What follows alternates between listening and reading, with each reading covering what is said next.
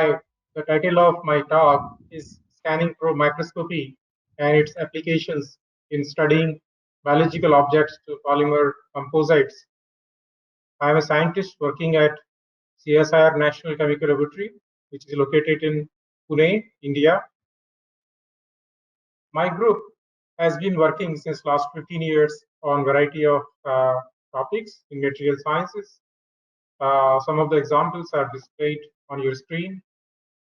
For example, multiferroic oxides, biological materials, where we study the interface of biology and material sciences, phosphors, hard magnets, metal nanoparticles, quantum clusters, graphitic materials, and semiconductors. Some of the keywords of the research, what we do, I have highlighted on the screen. And you can see that in magnetism, we work on rare earth-free hard magnets for energy, magnetocaloric refrigeration, drugs for hyperphosphatemia, ferro and piezoelectricity, material for coexisting ferroicity, that means 2 and more order of ferroics. And then we work on the metals and so on and so forth. We work a lot in collaboration with industries, mainly pharma industries and industry related to material sciences. Now I start my research talk. Our brain, you can see on your screens, evolved from a very small size in amphibians, then it grew further in reptiles, it grew further in birds, and then mammals, and then humans, right? So when these in the brain in the fishes is very small, and it starts growing as the animal starts growing in size, and human brain is gifted with neocortex, which is a new part of our brain that gives us a lot of interesting capabilities of thinking, problem solving, creating new ideas. So when this neocortex evolved, which made us different from other mammals, we started exploring the world around us. The only way of exploring the world around us were 5 senses. Those 5 senses were not enough to explore the details of the world around us. Then we started using extensions, animal senses as an extension, for example, smell of dogs, and so on and so forth. But that was also not enough. So we wanted to explore further and further, deeper and deeper about material sciences. Then humans started making very early ages some glasses to look at objects at finer details. So that was the early development of microscopy. Then we had this compound microscopes, optical field saturated very early, and we know that Ernest Abbe, one of the earliest microscopists, he was very much depressed that, okay, we cannot see objects much smaller than the wavelength of light. And he was right, because that time we didn't know scanning probe microscopy. So after that, scanning probe microscopy gave us immediate access to subatomic world. We could basically look at the wave functions actually. So that was amazing. So as of today, microscopy is just not microscopy. It is an unending desire of humans to simultaneously feel, taste, move, assemble, and create smaller and smaller objects. So it is basically a combination of microscopy as well as spectroscopy. So you can combine spectroscopy and microscopy. So you can move the objects, you can assemble them, you can chisel them out, and you can basically you can look at the chemistry of this of the same area.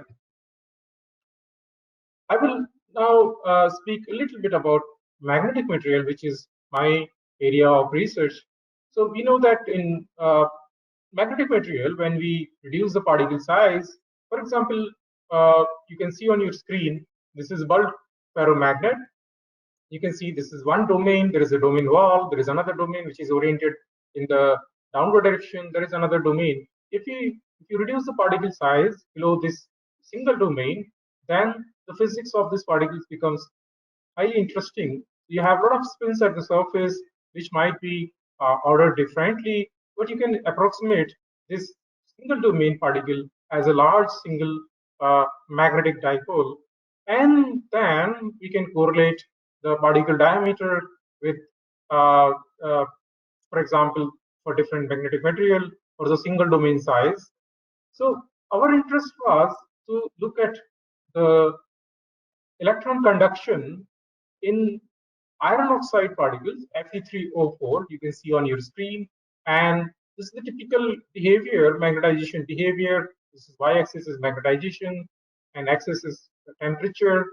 And you can see that there is a comparison between bulk ferromagnet, which is shown by this red curve, and this another curve, this one, the dark red, it shows paramagnetic behavior, which is very familiar to us. But if you see, superparamagnetism shows a very unique behavior, which you can see with the broken black curve and solid black curve. And you can see there is a peak here, which we call as blocking temperature. So some of the materials show very interesting behavior. The blocking temperature becomes highly interesting, which is a function of particle size, interparticle interaction, and so on and so forth. So we wanted to assemble the particles, iron oxide particles, so that we can study the magnetic behavior. So I'll just take you directly to the macroscopy contribution in this area, because that might excite you. So Vermeer transition is very, very familiar in Fe3O4. It was discovered way back in bulk iron oxide. So according to Vermeer transition, iron oxide Fe3O4 shows metal to insulator transitions in bulk sizes. Now, question was that what is the fate of Vermeer transition when you reduce the particle size? So for that, you need to pass basically electrons, and you need to study its resistance behavior as a function of temperature. But that's not very easy when it comes to nanoparticles. So you can see on your screen, this is a TEM transmission electron micrograph, which is basically assembly of arrays of these iron oxide nanoparticles, which was prepared by using Langmuir-Blodgett trough. So this layer was transferred on a TM grid, and you can see that the beautiful particle arrays on the TM grid. And once you transfer it on silicon oxide, then you can make a sandwich device. So you have a silicon chip, and this is top coating is silicon oxide. Over that, you can pattern gold electrodes, and you can see this bottom electrode, and there is this film what we prepared using Langmuir-Blodgett trough. It is deposited here, and then you have a cross electrode. So now you have basically many devices here. So we can show the electron conduction pathways using this schematic. Now electron can take various pathways, but it will choose the path where uh, it encountered smaller resistance.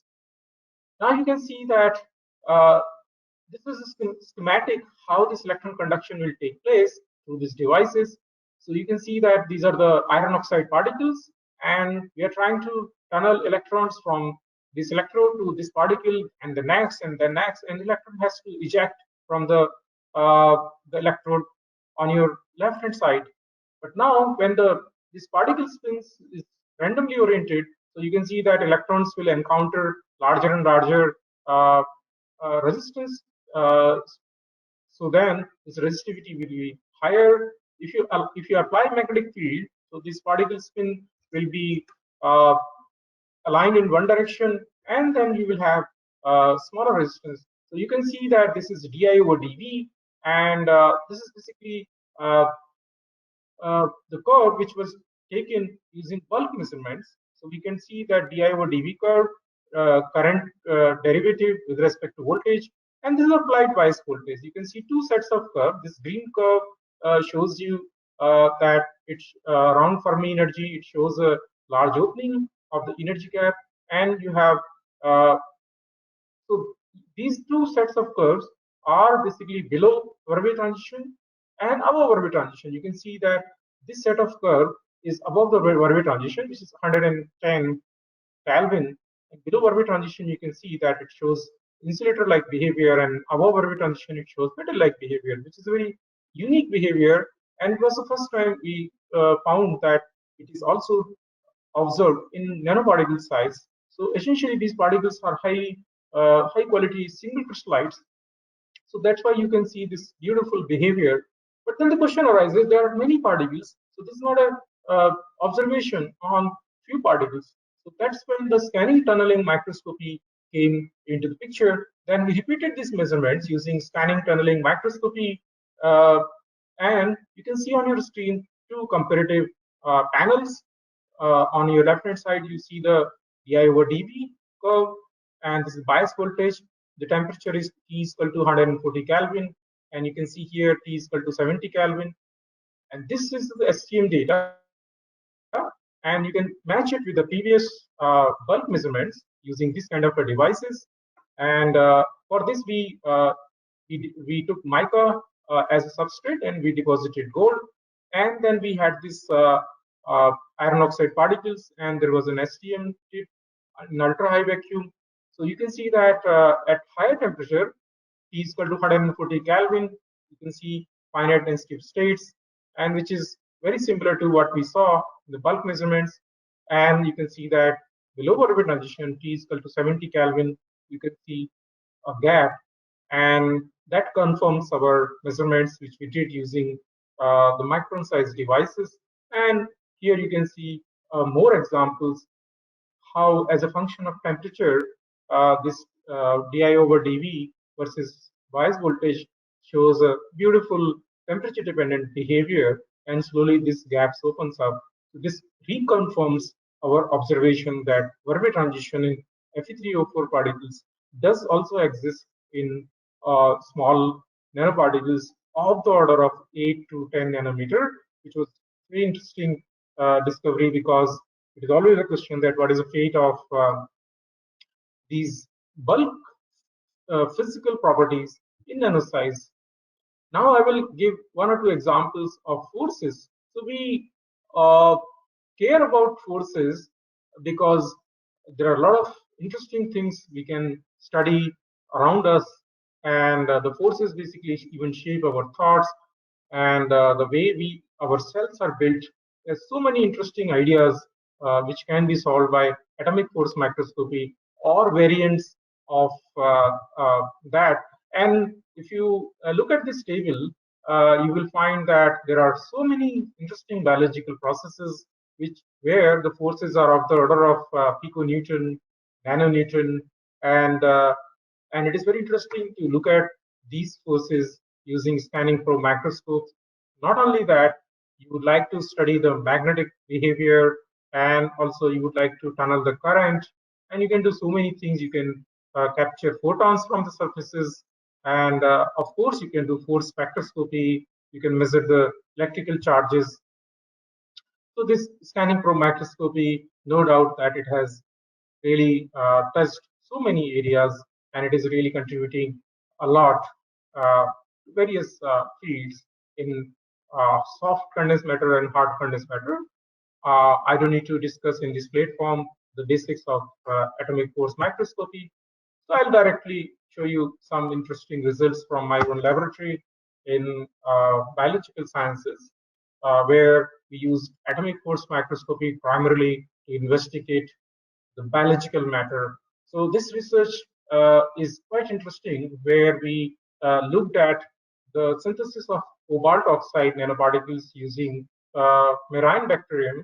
So what we did, we took this marine bacterium cells, Brevibacterium casei, and then we exposed them to metal ions toxicity. We know that a lot of industrial toxicities affecting the microbes, so we wanted to see how the microbes handle this toxicity. So for that, we studied and exposure to cobalt acetate, and we found that in this process, in order to reduce the toxicity, these marine bacterium start making this CO3O4 nanoparticles. But it was interesting to see what is the fate of toxicity on the microbes. So this is a picture of this Brevibacterium cresci, this bacteria. You can see that control bacteria are happy, they are isolated, but when you introduce them to the toxicity, they get aggregated. So we wanted to study the real-time nanomechanical and topographical mapping on live bacterial cells using atomic force microscopy, and then we study the nanomechanical behavior, the indentation, so using force distance spectroscopy. So we looked at the elasticity, plasticity, very interesting details. So we found that you can see that this is the indentation depth and this is the Young modulus, which shows a different kind of behavior as a function of time. You can see that it shows, obviously it increases when you increase the indentation depth. So then we carried out, this is a set of force spectroscopy curve and tip sample distance and force in nanonewton, and these are different environment of this mammalian cells, and you can see that these force spectroscopy curves are highly sensitive to the environment where they are placed in. And this curve on right, this set of curve on right hand side shows the Young's modulus versus tip sample distance. So we could measure the Young's modulus, changes in the Young's modulus as a function of different environment. This is glutaraldehyde, and there are this NOCA, basically this is symbol of drug, and this is control sample HEK297. So we found that cancer cells show more enhanced Young's modulus in comparison to normal cells. And this is the last example from my lab I would like to show, that where we studied barium titanate particles and the ferroelectricity, again comparison from bulk to nano, and this was highlighted a lot in the in media. So here we studied using Kelvin probe microscopy technique, some of the interesting behavior that as how the ferroelectricity changes from bulk to 10 nanometer particles. So these are some of the results where we studied the piezoelectric properties of zinc oxide embedded in SU8 polymer, and in this example we studied the magnetic nanocomposites, again photopattern enable spin coated films for MEMS device applications. And with this I would like to end my talk. So with the message that despite of centuries of contributions from giant, the mystery of forces is not yet understood completely. Thank you very much.